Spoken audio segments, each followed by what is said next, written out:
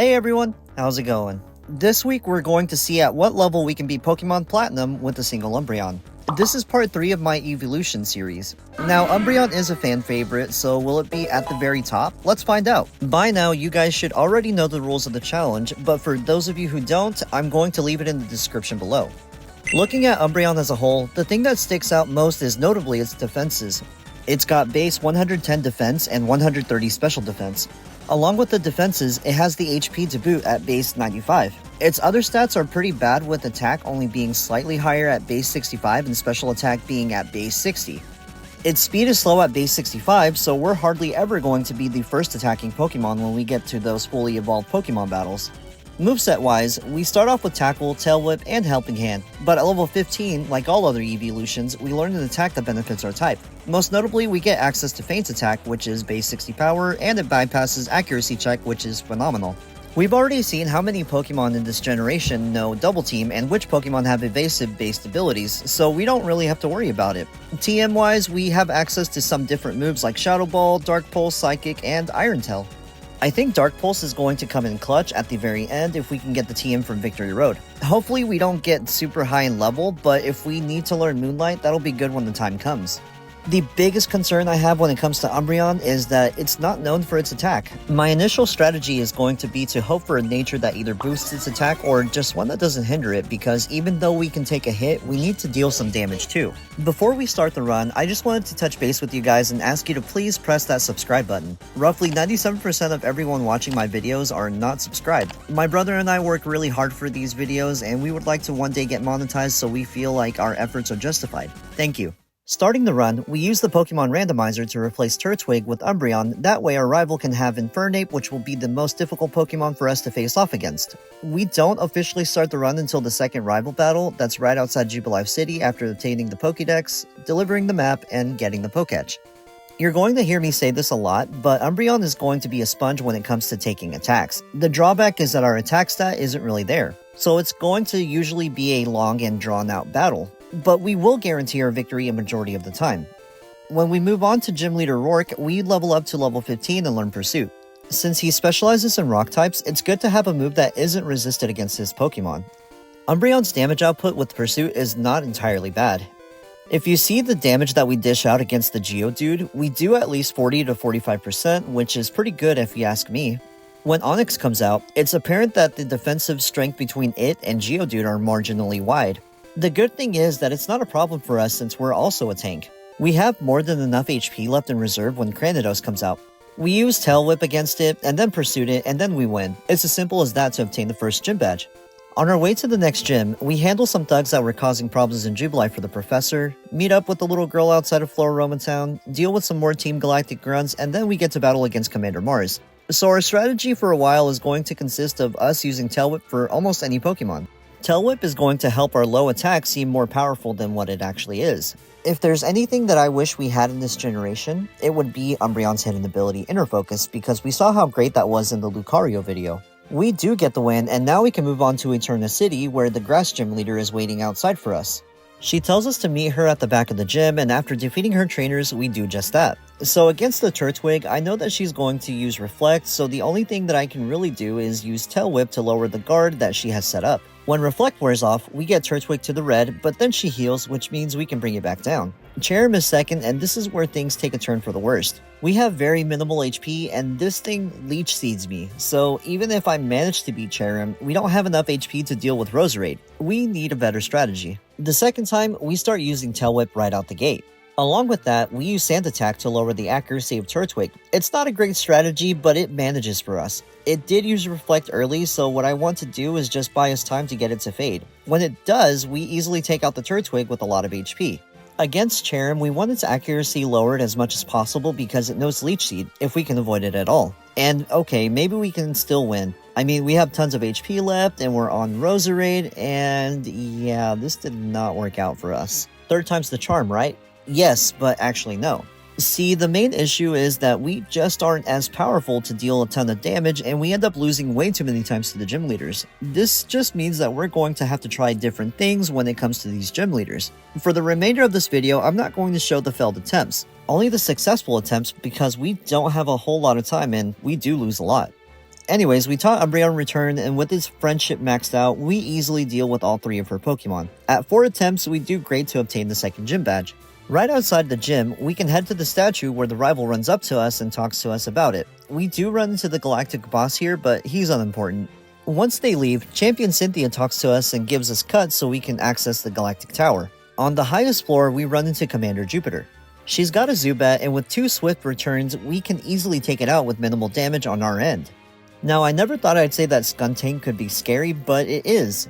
It's a dark type as well as a poison type, so it can poison us. We do have the ability Synchronize, which means that we can also make our opponent paralyzed or poisoned, but being poisoned does not affect poison types. During this battle though, we lower each other's accuracy, and eventually with 10 HP left, we win with a poison status. That was my second attempt, and I'm just afraid of what's to come. Once we defeat her, we can get the Explorer Kit, which will help us get shards for the move tutor from the underground. Along the way, I try and battle everyone I can just so I can have the levels necessary for when we go up against the 4th gym leader. Once we do get to Hearthome City, we help a contest judge with her Baniri that was wanting to run away. I wonder if we should do a Lopunny video for, science. Jokes aside, we will eventually do a Lopunny video, but for now, let's focus on the task at hand. Fantina should be an easy victory because, after all, she is a Ghost-type specialist and we're Dark-type, meaning that we've got an advantage over her.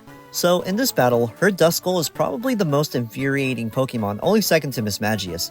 Duskull will usually leave us with a burn, which will deal damage and half our physical attack output. It's one of the reasons why we usually lose against her so frequently, but at this point in time, we don't suffer anything and move on to Haunter. It does put us to sleep, but it's like we have the ability Early Bird because we wake up quickly and defeat it. I'm glad that Fluttermane isn't a thing in this generation along with the Fairy typing because we'd be at a severe disadvantage. But since it's not, we easily get past the Mismagius and earn us the 3rd gym badge on our first try. After we heal, we can make our way to the building, leaving Hearthome City and battle the rival. Almost immediately, you can tell that we struggled on this battle. We were level 27 when we left Fantina's gym, and now we're level 29. At this level, I taught Confuse Ray to Umbreon, and it proved to be real helpful. Most of his Pokemon attacked themselves in Confusion, which helped us because Staravia's Intimidate lowered our attack stat. We need all of the free turns of attacks that we can get. With full HP remaining, we get to Weasel. There's really nothing stopping us from winning the battle. Even when Roselia paralyzed us, it turned out to not be a big issue because we paralyzed it in return. But the win was inevitable at this point. Now before we go against the 4th gym leader in Veilstone City, we're going to head towards Pastoria City and get the TM for Dig. Plus, we can battle some trainers for money, that way we can get access to the TM for Psychic for the gym leader battle. Not only that, but we get Fly as soon as we beat her, which will make it easier to get to Pastoria from now until then. Once we do get to Pastoria, we return to Veilstone to get the coin case to purchase the TM for Psychic. I think it's also worth noting that there's not really a move that I want from the move tutor. Once we get Psychic, we can go ahead and challenge the gym leader Maylene. So it turns out that our special attack is abysmal, like it never really did any sort of damage to Machoke, so we're going to save the TM for Psychic for a later time. But it turns out that we didn't really even need it. It's worth mentioning that at the current level we're at, we had multiple failed attempts up until this point, but at level 38 we can achieve the difficult. We do so much better with having Return that it's really a no-brainer on which move to use, and by the time we get to Lucario, one Tail Whip and a Dig takes it out. With the 4th gym badge obtained, we're going to need to think about different strategies down the road in order to help us win this run. Right outside of the gym, Dawn asks us for help regarding her Pokédex. Some Team Galactic members wanted it, so we go and help her. Then Looker, a detective that spans over several of Pokemon's generations, comes and helps the situation. He points us in the right direction to fly, and now we can fast travel to Pastoria City without any hesitation. Right in front of the gym, we get confronted by the rival. He challenges us to a battle, and we have to teach him a lesson once more.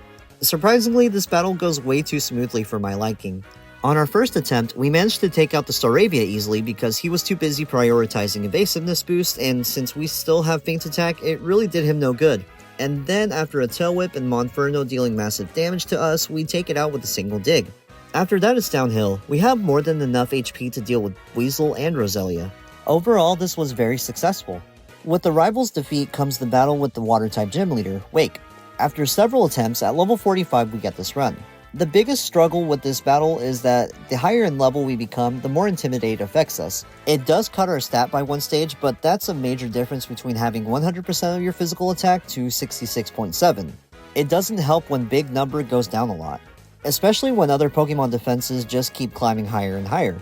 This is really one of the reasons why I kept Tail Whip for so long, because of Pokemon like Gyarados and Staravia. Not only was that an issue, but Quagsire kept lulling Umbreon to sleep, so we struggled way too much, but in the end we won and got ourselves the 5th gym badge. With the 5th gym badge in our greedy little hands, we can start working into some of the Team Galactic storyline. There's an explosion at the Great Marsh and we have to chase a Galactic member to one of the lakes.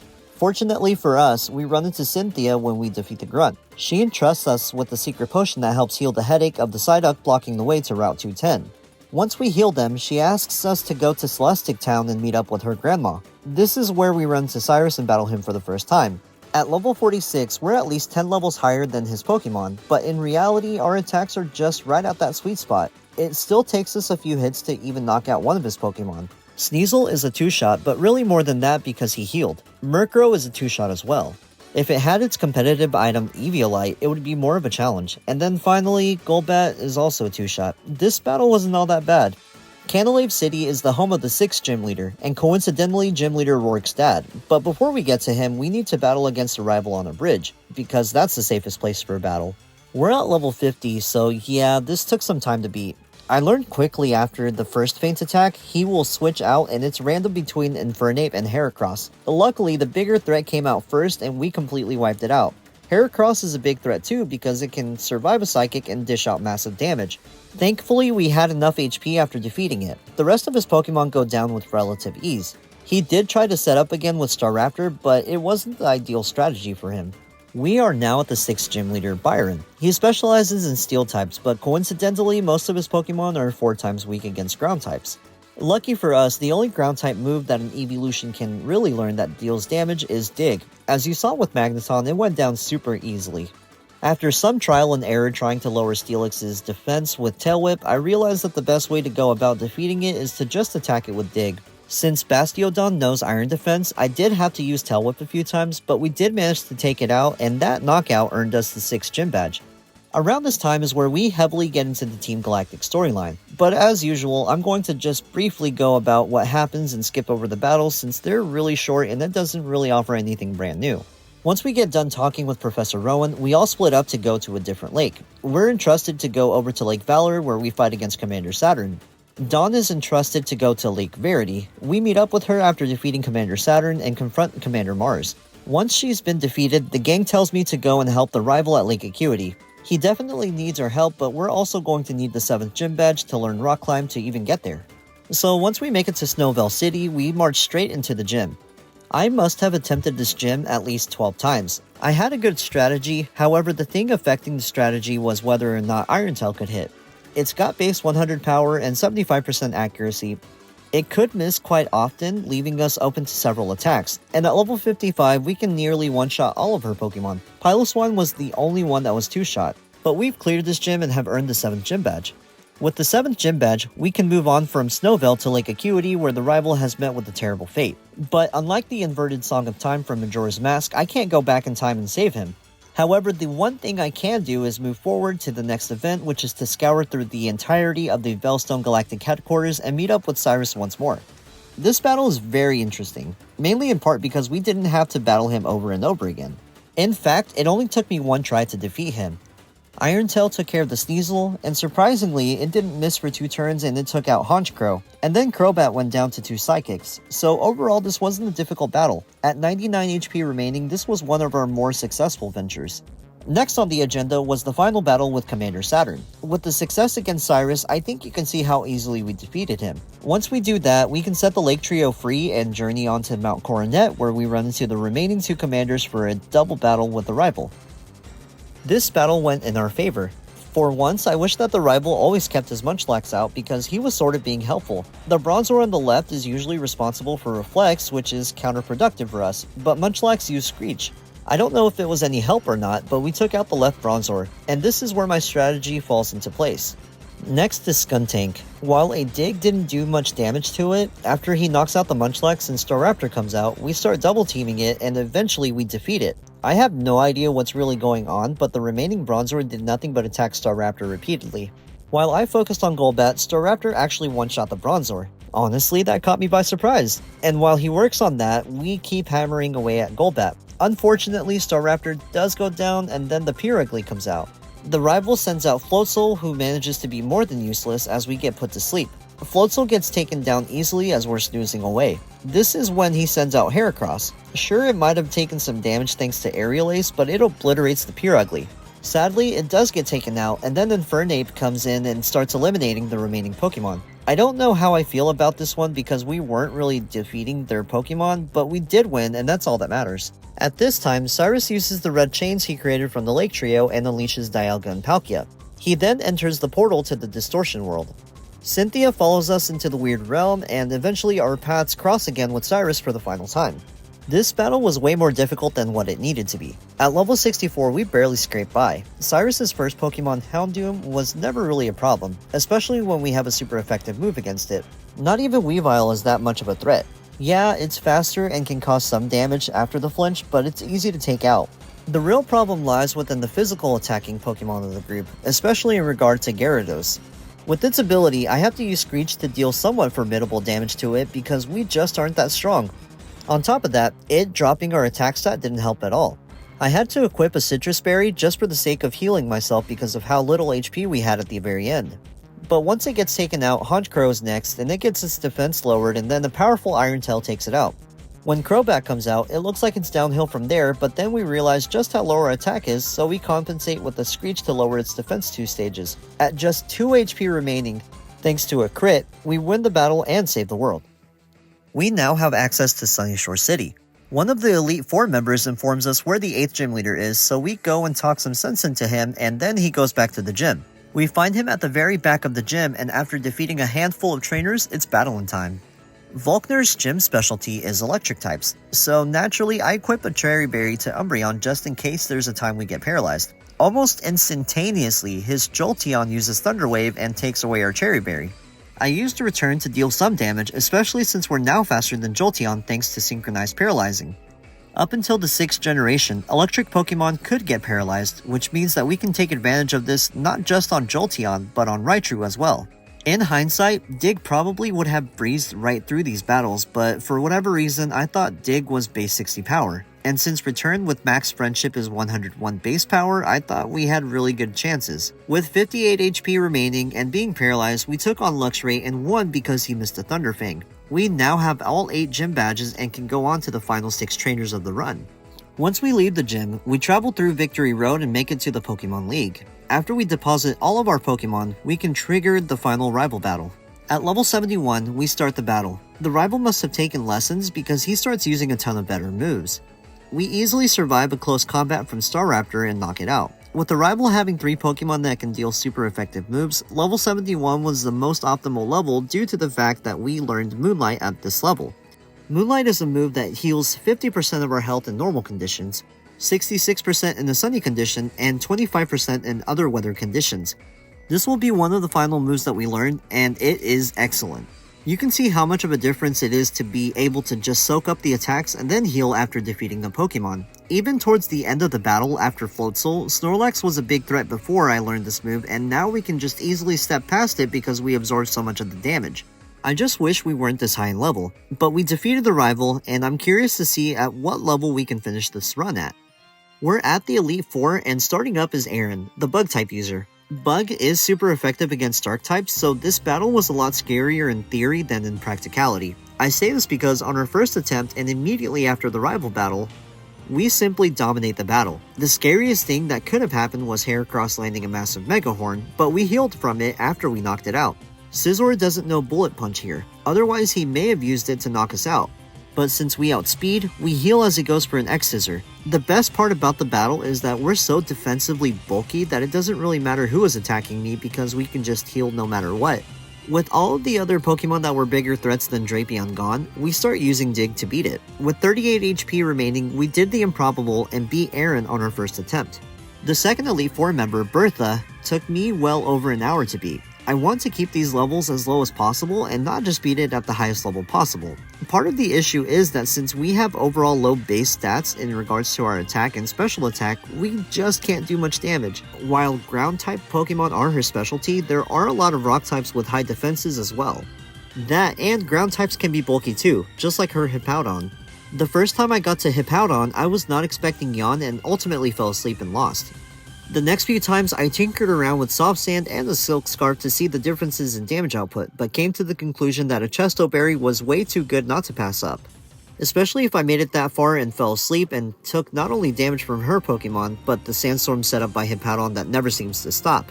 To make matters worse, Rock types get a 50% buff to special defense thanks to the Sandstorm. In the end, we had just enough HP that I even overcompensated and could have finished the battle earlier than expected against the Golem. We won, and now I can move forward from this absolute train wreck. The third Elite Four member is Flint, the Fire type user. Honestly, this battle was great. It was our first try against him, and we did some major things here. I never forgot Dig just for the fact that one of Cynthia's Pokemon is weak against ground types, and at this point I learned that it's much stronger than Return when used in the right situations. Not only that, but with Soft Sand it's even more powerful than what I had hoped. We just swept through each and every single one of his Pokemon. Not a single one survived an attack, and we managed to win unscathed.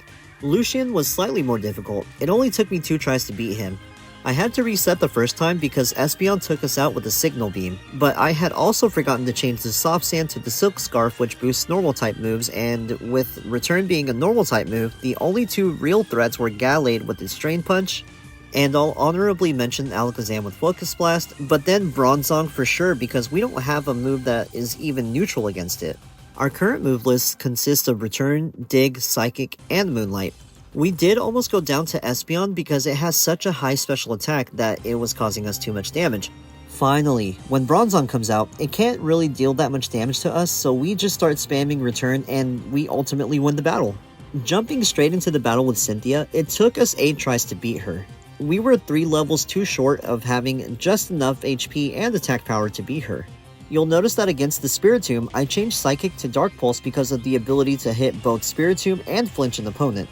When we knock it out, her next Pokemon is Lucario. He can't really hit us underground, so we dig a hole and just completely blindside it. We did have to damage it a little bit, but we don't quite take it out with just 1 attack. Third is Togekiss. This is where you can see how great Dark Pulse is because we literally caused 2 flinches in a row. I thought she was going to heal at this point, so I decided to heal, but she hits us with an Aura Sphere for some damage before we take it out. Her 4th Pokemon is Garchomp. This was a run ender for me, but on the first turn, we get a lucky crit.